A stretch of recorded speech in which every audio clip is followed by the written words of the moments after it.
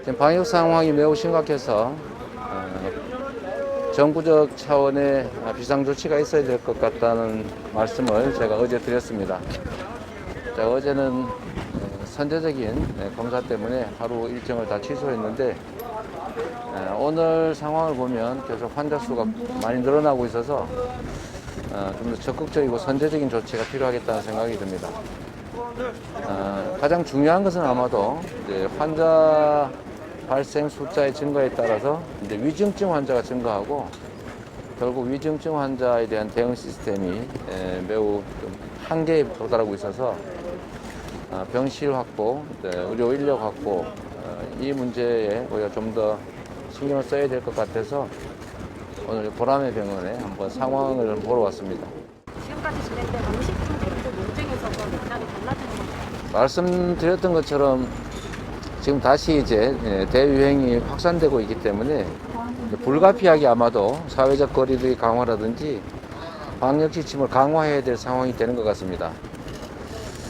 다만 조금 상황이 개선되는가 싶다가 다시 이제 방역을 강화하게 되면 우리 국민들 또 그 중에서도 소상공인 자영업자분들이 겪는 고통이 너무 클 수가 있습니다.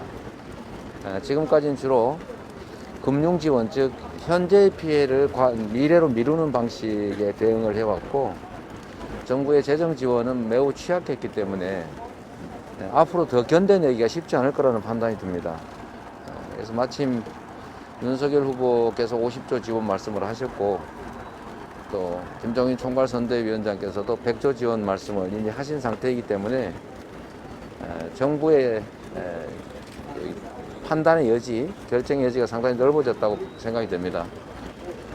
그래서 지금까지와는 좀 다르게 우리 방역 지침을 강화하는 경우에 우리 일선에 계신 자영업자, 소상공인 그리고 우리 국민 여러분들께서 불안하거나 또는 피해가 커짐에 따라서 불편을 겪지 않도록 선지원하고 후정산하는 방식 또 지원과 보상을 적절하게 섞고 그중에서도 특히 지금까지처럼 금융 지원을 하는 방식이 아니라 재정 지원을 확대하는 방식으로 전환할 필요가 있다는 말씀을 드린 겁니다.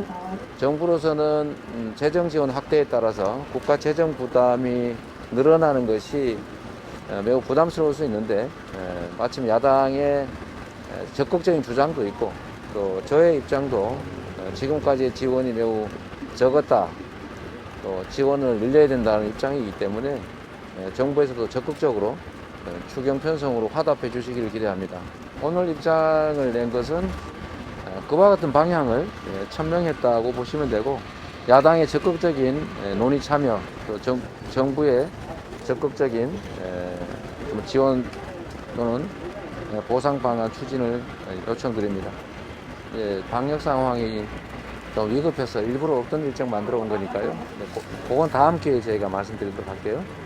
선지와 선정 관련해서 지금 법적인 근거가 미비하다는 말씀을 하셨는데 저는 야당도 국민을 대표하는 정치 집단이고 또 한때 이 나라 국정을 책임졌던 정치 집단인 동시에 또 앞으로도 내년 5월부터는 이 나라 국정을 책임지겠다고 나선 정치 집단 아니겠습니까?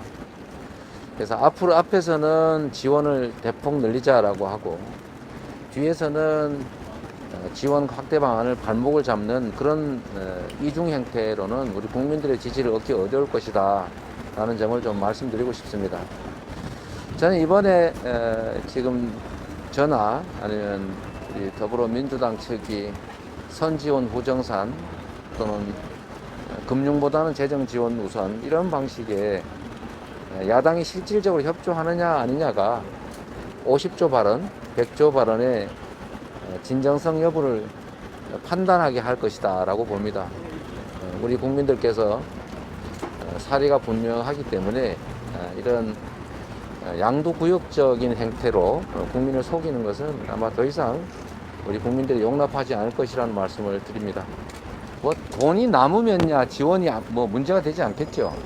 언제나 예산이란 부족한 것이고 또 경중 우선을 따져야 되는 것이고 필요하면 재정을 새로 마련해야 되는데 결국은 야당에서도 50조, 100조 얘기할 때는 나름의 재원 마련 방안을 생각하고 한 말일 겁니다. 네, 그 재원 마련 방안, 구체적 지원 방안을 같이 의논하자 그 말씀입니다.